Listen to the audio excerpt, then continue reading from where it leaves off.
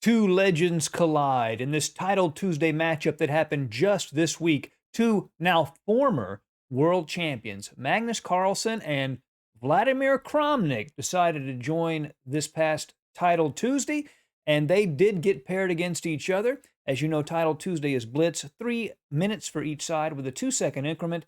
Let's join in and see their game right now. Magnus had white, Kramnik had black. E3 was Magnus's first move. This does end up transposing into something more familiar. Knight f6, b3, g6, bishop to b2. Looks like just a traditional b3, a Larsen's opening. But after bishop g7, knight f3 castles, d4, what we have basically now is a Kali-Zukertort system where you say you would have started with d4 and e3 and then later Fianchettoed on the queen side. And Kramnik plays the move c5, immediately challenging this central structure from Magnus. And sometimes white plays bishop to e2 here, but truth be told, after cd4, ed4, d5, and black just plays knight c6, bishop g4, and has a very comfortable position. So Magnus plays the one move that really is challenging, and that's dc5, saying to black, I want you to recover that pawn, but you're going to have to give up some time in order to do it. Kramnik plays queen to a5 check, although looking at this position, queen to c7 looks rather interesting for black. After b4 trying to protect the pawn, then a5, challenging that structure, black does get some interesting play, but queen to a5 check, attacking the king and the pawn at the same time, was played by Kramnik. c3, and now he does not retake the pawn with queen c5. Instead, he now plays the queen back to c7, but bishop to e2 was played. At b4, it looks to me like Magnus would have a fairly comfortable advantage already, but he plays bishop to e2. Now a5 was played by Kramnik. Knight to e4, aiming at this c3 pawn is also possible, but then just queen c2, and after knight c5, c4, again, white has a comfortable position. So after bishop to e2, Kramnik plays a5, trying to attack this queenside structure, make b4 a little bit harder to play. I mean, he can play it, and he does play it, but at least Kramnik can put some pressure on that pawn. b4 is played, and now knight to c6, doing exactly that, aiming at the b4 pawn, a3 defending it, and now Kramnik plays a novelty. In my database, this position has been reached 4 times, and white did win all 4 games. Kramnik plays something new. He plays b6. Computers like this idea of rook to d8, though, backing up that d pawn, opening up the d file against the queen. But after b6, now this is a pure pawn sacrifice, plain and simple. Now he's got to try to find counterplay for the pawn that he has lost. Castles is played by Magnus, but a strong move here was b5, immediately going after that knight. Now, for the moment, there's a pin on the pawn, so black could take the bishop, but after, say, a4, c4, eventually this knight's going to have to move, and white would just have an advantage. So that was a strong idea for white. Castles, now bishop to a6, giving up that, trading off those light squared bishops to get in on these sort of weakened queenside light squares, get access to them. Queen takes a6, knight b to d2. Now all of Magnus's minor pieces are developed. And here a strong possibility for black, pointed out by the computers, is queen to d3. Just placing that queen right in the heart of Magnus Carlsen's position was actually a pretty good move here. Kramnik plays knight to d5, putting pressure down this diagonal and going after the c3 pawn. Queen to c2 defends. Now knight to b6, putting some pressure on c4 and maybe even a4 if he were allowed in. White plays c4, bishop takes b2, and if queen takes b2, actually ab4, knight takes c4, counterattacking the queen, and here black is actually fairly close to equality. So Magnus plays the better move.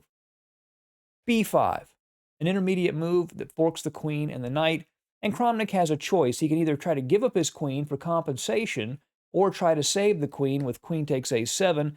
But after queen b2, knight to d8, this is not a good position for black. Not only is he down a pawn, but these queenside pawns are very strong, and he has no counterplay.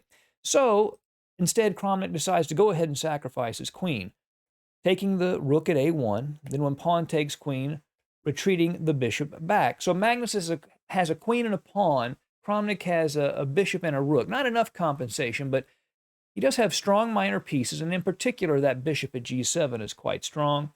c5 hits the knight moves to d5, queen to d3. It hits the undefended knight on d5, but also defends this a6 pawn. This a6 pawn is weak, but Magnus is going to try to hold on to it as long as he can. e6 defends the knight, rook to b1 to the open file. Now knight to b8. Kramnik is aiming, obviously, at this a6 pawn. Rook to b5 by Magnus, counterattacking the pawn at a5. If knight were to take a6, then rook takes a5, and he's doing very well, Magnus. And then if rook takes a6, that's a real blunder, because now rook takes knight, removing the defender of the rook, and white would win decisive material. So instead, Kramnik plays knight to c3, trying to irritate that rook. He knows it doesn't have a lot of mobility there. He's kind of pushing it around with his knight. Rook to b6, hanging on to the a6 pawn. Knight to a4 hits the rook again. Rook comes back, and now knight takes a6, and he's converging on this c5 pawn. Now, there are a few options here. He could play rook takes a5, but then knight 4 c5, and black's actually fighting back here, and Kramnik would have a playable position. Magnus could have played queen to c2, and then after taking on c5, giving up the rook for the two knights, rook fc8, queen d6, and white is very good here. White is probably just winning in this position. But instead, Magnus plays the move knight to b3, defending c5 and also counterattacking the a5 pawn. Rook fc8 would have been strong here, but knight to c7, again, irritating that rook, was played by Kramnik. Rook to b7, hitting the knight moves. And yes, he could take on d7, and Magnus would have a good position here. He decides instead to play g3. Of course, he's giving his king some air to breathe, but more importantly, he's controlling the f4 square so that he can then play e4, ejecting the knight, and the knight can't land on f4, which would be very irritating, hitting the queen and so forth. Rook f to c8, and now e4. Knight goes to f6, and then e5, just really clamping down on that d6 weakness. Knight to d5, and now Magnus takes on d7, knight c5, rook c5, and now he goes after this f7 square with all of his might. Knight to g5, and the knight and rook combine to put pressure on f7, really forcing this passive move from Kramnik. Rook to f8, and now queen to f3. 3 pieces attacking f7. Kramnik plays rook to c3, hitting the rook and the a3 pawn, and here Magnus makes an inexact move that allows Kramnik back into the game. He plays the move queen to e4. But the better move, it turns out, was queen to g4, putting pressure on e6. And if Kramnik, say, took the a3 pawn, the knight to f7 would be it. After rook f7, queen to e6, threatening queen to f7 check, and it's over. But by playing the queen to e4, he takes away a potential flight square for the knight. And Kramnik had a move that was very close to equalizing here, and that's the move bishop to h6. Removing this knight so that the pressure on f7 would be relieved, and Kramnik would be left with a very strong knight on d5 and real drawing chances in that position. But the move bishop to h6 was he was sort of blind to it. He had a chance to play it 3 moves in a row, and he never does play it. He plays rook to a3 here, king g2, he plays rook to b3. Again, bishop h6 was a good move. Rook to a7, rook to b5, defending, but again, bishop h6, good. Rook to b5, queen to f3. Now he's back to piling on the f7 pawn, and now there is no bishop to h6 left to kick the knight away. He plays h6, but now knight to f7, and he's able to take material. Kramnik could play rook to b6 here, defending the e6 pawn, and that at least makes Magnus have to work fairly hard. He gets some irritating compensation with the pin on the knight at f7. But instead, he plays knight to b4, sort of going all in on the queen side. Queen to g4, hits g6 and e6 simultaneously. Rook takes f7, now queen takes e6, and in this position, Kramnik resigned because mate is unavoidable. The longest possible defensive line here is rook to b7, but then just rook takes rook. The rook on f7 is pinned. He can't retake. Okay, takes, and then mate on g7 is inevitable. Exciting to see 2 legends of the game playing on Title Tuesday. I hope you enjoyed the game very much. Now, even after going over this great game from Magnus Carlsen, there's still some great chess you're missing out on.